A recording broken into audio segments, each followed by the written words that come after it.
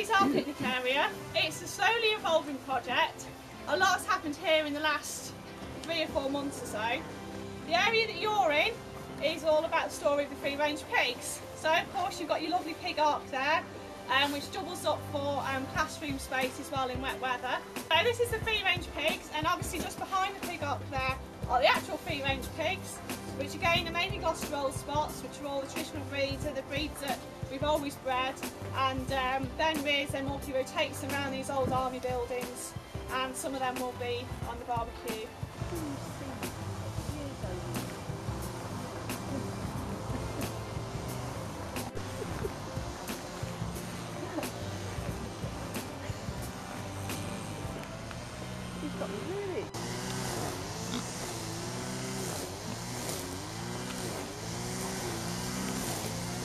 Here is an old oil pump house, and these buildings over here were electricity stations. We've got Turnhill Army Base, the other side of the valley there, which is what they were linked to. But they've not been used for many years now, and the pigs, if they're not rotated around the paddocks at the arks, they're rotated around the paddocks around these buildings. So although they're not the prettiest buildings, they are the most solid buildings we've got on the farm, so we do make use of them, as you can imagine.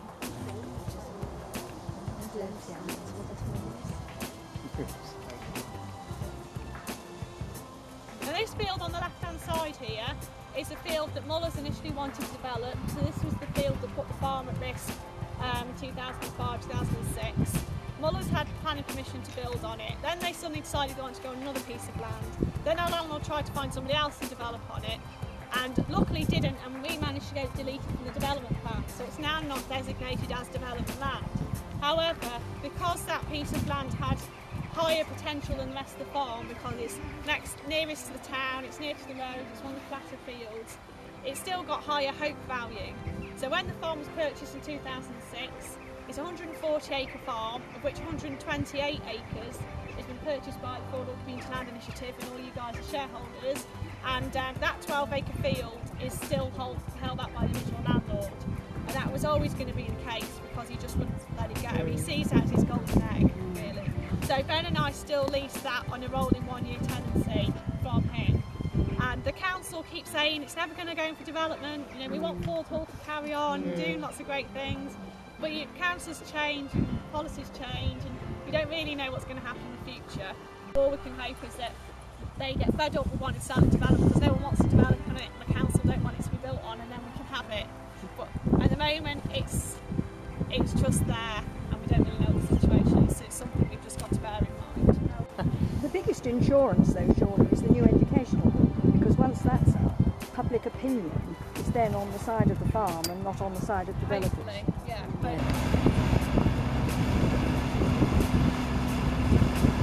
we'd had 11 cows, 6 pigs, 6 sheep, which is what was left when Mum and Dad hadn't sold, because they sold all the best stuff off to pay for all the court battles and so forth while they were fighting Mullers through the 90s.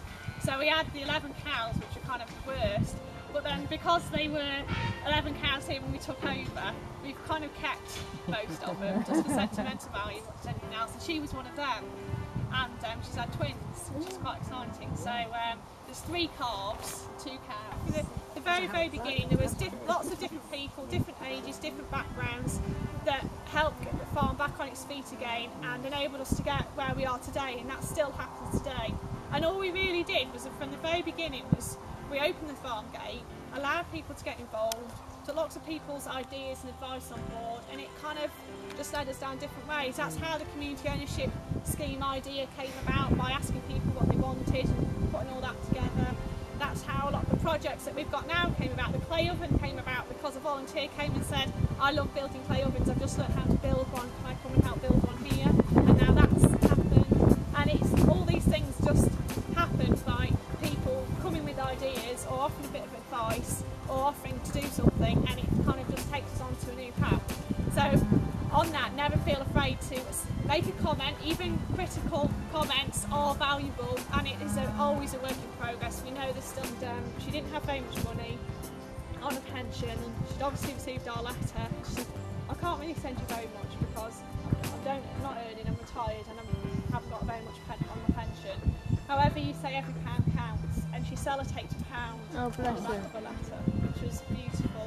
And I told one of our shareholders in market drainage, she just burst into tears. I was sorry, I didn't want to. I know it was lovely, but I didn't want to make you cry. But it was beautiful. We had lots of lovely letters and cards, so big thank you for that. So that has set the building project up a massive gear.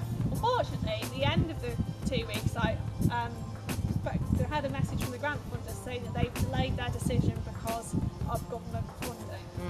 So it shouldn't really be a problem because the funding we're applying for is actually European money, so it's not actually governed by our government. However, I think because they're shutting down as an organisation, so regional development agency, they're all a bit up in the air. But they have got a lot of money to spend. They just have delayed the decision. So we're not going to know potentially now until September, which does delay our project because we want to start building in September, which means now we might not start until October, November, which means that we're starting closer to the winter, which if we get bad weather then starts to delay things again. So we're still fingers crossed for opening in the spring. We're going to prioritise sorting the bottom out, and if we have to stay in our port cabins as offices for a few more months, we'll do that, but hopefully the shop and the toilets and the TV and the classroom will get sorted, and then we'll do the rest of it take a bit longer. And it might be an arts and crafts based thing, it might be a bushcraft based thing. We've also got to be in Norman for a day. This is here. Lovely colour.